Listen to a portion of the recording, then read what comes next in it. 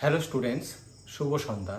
আজকে আমি এমন একটা টপিক নিয়ে আলোচনা করব যেটা তোমাদের অবশ্যই দেখতে হবে শেষ পর্যন্ত, এবং শেষ পর্যন্ত যদি না দেখো তাহলে বুঝতেই পারবে না আমি কি বলতে চাইছি।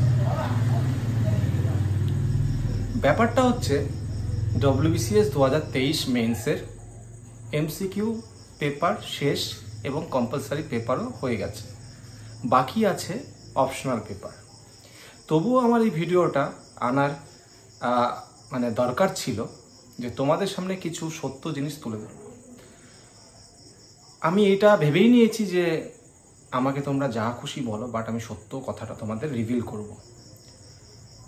কোয়েশ্চেন কিন্তু WBCS এর মেন্সের যে MCQ পেপার, সেটা নিয়ে আমি কিছু অ্যানালিসিস তোমাদের সামনে তুলে ধরছি। একটু চোখ কান খেয়াল রাখলে প্রিভিয়াস ইয়ার্স কোয়েশ্চেন পেপার তোমরা যদি দেখো ঠিকভাবে, তাহলে তোমরা লক্ষ্য করতে পারবে যে পিএসসি মোটামুটিভাবে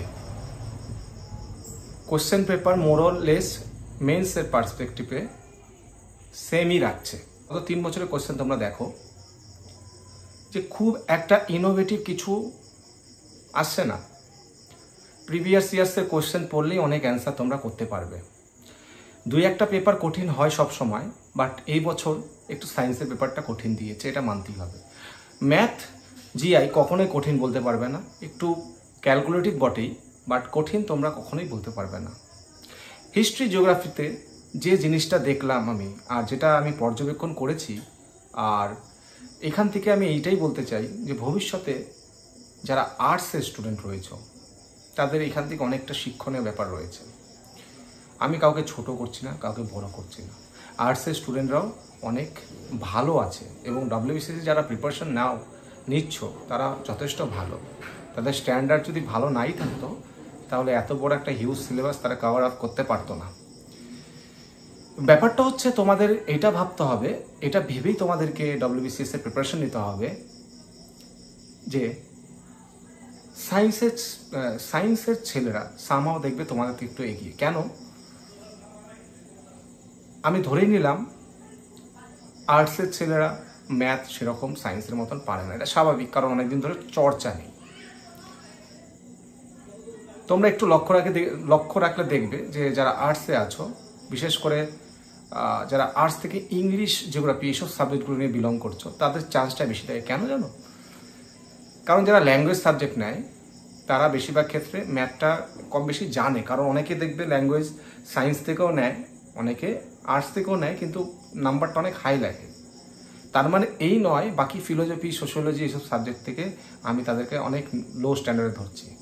বাট এটা সত্যটা এইটাই যে তোমাদেরকে ম্যাথটা ভালো করে করতে হবে। সায়েন্সের পেপারে দেখো, সায়েন্সের ছেলেরাও কিন্তু বিলো 100 পেয়ে যায়, 100, 5, 10 এরকম পেয়ে যায়, অ্যাজ কম্পেয়ার টু তোমার তাদের যে স্ট্যান্ডার্ড। তো সায়েন্সে সব কোয়েশ্চেন তোমরা দেখো, সায়েন্সের পেপারটা একটু অ্যানালিসিস করলে তোমরা বুঝতে পারবে যে সায়েন্সের পেপার টোটালি কিন্তু সায়েন্সের স্টুডেন্টদের জন্য নয়। 80 মার্কস অর সায়েন্স থেকে আসে, এবং 80 to 100, এবং বাকি 50% কিন্তু তোমাদের কারেন্ট অ্যাফেয়ার্স, যেটা সায়েন্স আর সব ক্ষেত্রেই সমান। স্ট্যাটিক জিকে, ওর মধ্যেও সায়েন্স আর্টস সব ক্ষেত্রেই সমান থাকে।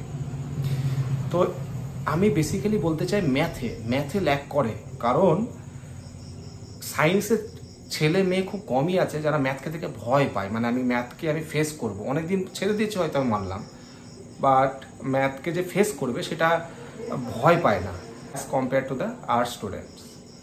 আর্টসের স্টুডেন্টদের ম্যাথ করতে গেলেই ওই জ্বর, কোট অ্যান্ড কোট, ওই জিনিসটা চলে আসে, এবং এটা মনে হবে দেখবে 5টা ম্যাথ করলে তোমাদের মনে হবে আজকে অনেক করেছি, কিন্তু দেখবে একটা সায়েন্সের ছেলে মেয়েরা 50টা ম্যাথ করছে, ভালো লাগছে। এইটাই হচ্ছে বড় একটা ডিফারেন্স রয়েছে। আমি বলছি না এটা যে আর্টসের স্টুডেন্টরা পারবে না, অনেকেই আছে যারা পারবে। দেখবে এই জন্য দেখবে বেশিরভাগ আর্টস থেকে যারা বিশেষ করে WBCS পায়, জিওগ্রাফি আর ইংলিশ থেকেই পায়, কারণ এই দুটো সাবজেক্ট এমন একটা সাবজেক্ট। দেখো জিওগ্রাফিতে সুবিধাটা কি, জিওগ্রাফিতে অনেকে ইকোনমি নিয়ে পড়ে, ইকোনমিটা হয়ে যায়। দেখবে যারা MSc BSc জিওগ্রাফি নিয়ে কিন্তু MSc BSc হয়। বর্তমান পরিস্থিতিতে তোমাদের কি করতে হবে, বিশেষ করে আর্টসের স্টুডেন্টদের যেটা করতে হবে, সি গ্রুপের জন্য একেবারে তোমাদের মানে খুব খারাপ অবস্থা, সি ডি গ্রুপের জন্য।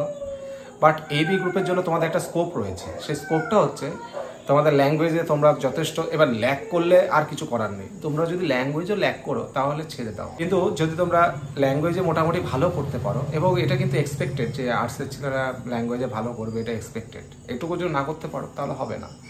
আর অপশনালটা একটু সিরিয়াসভাবে নাও। এমসিকিউ দেখবে মোর অর লেস আর্টসের সায়েন্সের মধ্যে খুব একটা পার্থক্য থাকে না, আমি এটুকু হলক করে বলতে পারি। হ্যাঁ, আমি মানলাম ম্যাথে তোমাদের থেকে 40-50 নম্বর বেশি পাবে, বাট তোমাদেরকে ওই 40-50 নম্বর ডিফারেন্স অন্য কিছু থেকে টানতে হবে। এবং এইটাও খুব একটা মানে পজিটিভ নিউজ না, 90% সায়েন্স থেকে পায়। তার কারণটা কি, তারা কিন্তু হাইফাই স্টুডেন্ট, মানে সায়েন্সের যারা পায় তারা কিন্তু হাইফাই স্টুডেন্ট। তার মানে সায়েন্সের যারা প্র্যাকটিস করছে না, যারা ম্যাথে, সায়েন্সের মধ্যেও এরকম রয়েছে যারা ঠিক মতন প্র্যাকটিস করে না, যারা ভুলে গেছে অনেক কিছু, তারা কিন্তু পায় না। অ্যাকচুয়ালি পায় কারা, যারা টপ স্টুডেন্টস, তারাই পায়।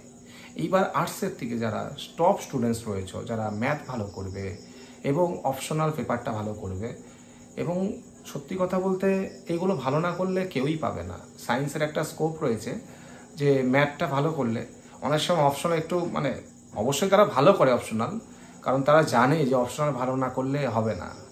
এবং দেখবে বেশিরভাগ সায়েন্সের স্টুডেন্টদের অপশনালের নাম্বার ভালো থাকে, কারণ তাদের নিজের সাবজেক্ট একটা, আমি বলছি না সহজ, বাট স্কোরটা কিন্তু ভালো হয়। তুমি যদি একটা কেমিস্ট্রি ম্যাথ নিয়ে, তুমি ম্যাথে বিশাল স্ট্রং, ধরো তুমি ম্যাথে অপশনাল নিলে, ভালো লিখলে, তুমি 300 অনায়াসে পেয়ে যাবে।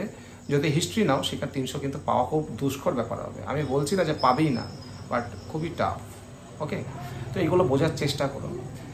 তবে এইটা ঠিক যে WBCS যখন নেমেছো, তোমাদেরকে সব কিছুতে রেডি করতে হবে। তাহলে ম্যাথটা কেন করছো না? আমি 100% বলতে পারি ম্যাথে তোমাদের ভীষণ সমস্যা রয়েছে। আর্টসের স্টুডেন্টদের 99% ছেলে মেয়েদের ক্ষেত্রে ম্যাথে সমস্যা রয়েছে। তো সায়েন্সের পেপারটা হিসাবে তোমাদেরকে আমি কিছু বলবো না, কারণ সায়েন্সের পেপারটা সবার জন্য সমান।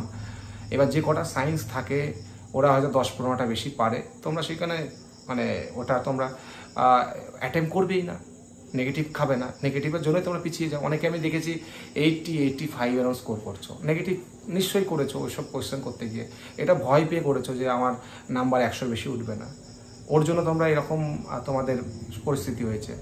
কিন্তু এটা তো মেনে নিতেই হবে, নেগেটিভ হবেই পরীক্ষা দিতে গেলে। আর একটা কথা বলি, এমসিকিউ যে কোশ্চেন করেছে, যে কোশ্চেনের স্ট্যান্ডার্ড এই বছর আমি দেখতে পেলাম, এখান থেকে একটা কথাই বলতে পারি যে এমসিকিউ পেপার, আগেও বলেছি, ম্যাটার করে না। এখন এবি গ্রুপের জন্য ম্যাটার করে না। তার মানে এই না যে তুমি একেবারে বাজে করছো, মোটামুটি ক্লোজ থাকো। মেইন ম্যাটারটা হচ্ছে ডেসক্রিপটিভ, অপশনাল, কম্পালসারি দুটো নিয়েই। এই দুটো জিনিসকে এখন থেকে প্র্যাকটিস করা শুরু করতে। আগে বলতাম ফিলিমসের আগে থেকে করবে না, কোনো কথা শোনার দরকার নেই, ফিলিমসের আগে থেকে প্র্যাকটিস করো। না হলে কিন্তু বিশেষ করে অপশনালটা দেখে রাখো। মানে এমন না যে তুমি তোমাকে প্রিলিমস পাস করতেই হবে। আর একটা কথা, প্রিলিমস পাস না করলে হবে না। প্রিলিমস তোমাদেরকে একটা জিনিস তোমরা বুঝতে পেরেছো যে মেন্স পাস করার থেকে, মানে মেন্সের এমসিকিউর থেকে প্রিলিমসের এমসিকিউ কঠিন। এবং এই স্ট্যান্ডার্ডটা পিএসসি কিন্তু এখন দেখাচ্ছে যে মেন্সের যে তোমার কোয়েশ্চেন প্রিলিমসের থেকেও সহজ হচ্ছে। প্রিলিমস কিন্তু কঠিন, সুতরাং প্রিলিমসটা তোমাদের পাস করতেই হবে। প্রতি বছর আগে প্রিলিমস পাস করতে হবে। আর প্রিলিমস পাস করার সঙ্গে সঙ্গে আমি অপশনাল শুরু করবো সেটা না, অপশনালটাকে আগে থেকে তোমাদেরকে রেডি করতে হবে।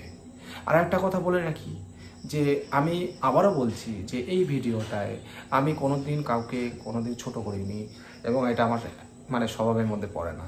তোমরা ভালোভাবে জানো, সত্যি কথা বলি, আর্টসে যারা রয়েছে তাদের পক্ষে WBCS ভীষণ টাফ, বাট অসম্ভব কিছু না। তোমরা যদি নিজেদের থেকে খোঁজ নাও, দেখতে পারো যে 90%, 85 থেকে 90%-এর উপরেও সায়েন্সের ছেলেরাই আলটিমেটলি পায়। এবং এক্সেপশনাল কেসগুলো ধরো না, যে জিনিসটা বেশি হয় সেটার দিকে একটু মানে লুক ইনটু করো। না হলে তোমরা ওই এক্সেপশনাল দিয়ে আমাকে উল্টাপাল্টা কমেন্ট করবে যে আর্টসের ছেলে মেয়েদের ছোটো করছি। আমি নিজে ভুক্তভোগী, তো কী তোমাদের বলবো, আমি তো জানি পুরোটা। এবং আর্টস একজন জেনারেল যদি হয়ে থাকো তাও তো ভীষণ টাফ। ওকে, যেটা বাস্তব সেটা বাস্তব চিত্রই তোমাদের তুলে ধরলাম। আর ভিডিওটা পারলে শেয়ার করে দিও।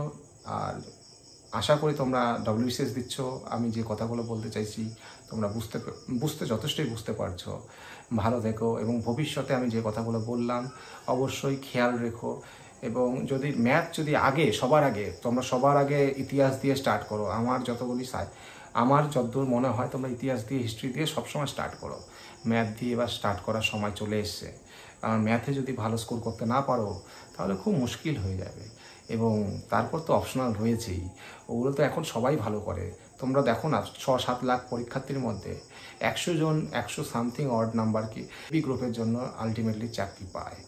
বাট এটা ভেবে দেখেছো যে এই 101 জনের মধ্যে হার্ডলি 10 থেকে 17-18 জন আর্টসের ছেলে মেয়ে থাকে। খুঁজে দেখো, এই ডেটাটাই থাকবে। হয়তো 5 বেশি হতে পারে, কমও হতে পারে, ওকে, তার বেশি কিন্তু যাবে না। তো এখান থেকে তোমরা বুঝতে পারছো যে এটা কেন হচ্ছে। তোমাদের হয়তো কোনো না কোনো ক্ষেত্রে ল্যাক করছো।